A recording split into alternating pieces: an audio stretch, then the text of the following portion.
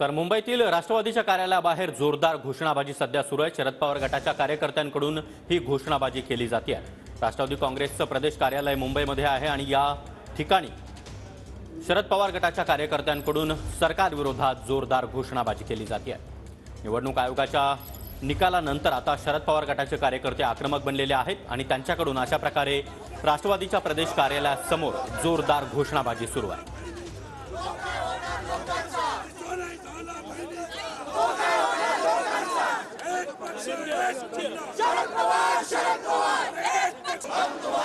तर मुंबईतील राष्ट्रवादीच्या कार्यालयाबाहेर जोरदार घोषणाबाजी सध्या सुरू आहे। शरद पवार गटाच्या कार्यकर्त्यांकडून ही घोषणाबाजी केली जाते आहे। राष्ट्रवादी काँग्रेसचं प्रदेश कार्यालय मुंबईमध्ये आहे आणि या ठिकाणी शरद पवार गटाच्या कार्यकर्त्यांकडून सरकारविरोधात जोरदार घोषणाबाजी केली जाते आहे। निवडणूक आयोगाच्या निकालानंतर आता शरद पवार गटाचे कार्यकर्ते आक्रमक बनलेले आहेत आणि त्यांच्याकडून अशा प्रकारे राष्ट्रवादीच्या प्रदेश कार्यालयासमोर जोरदार घोषणाबाजी सुरू आहे।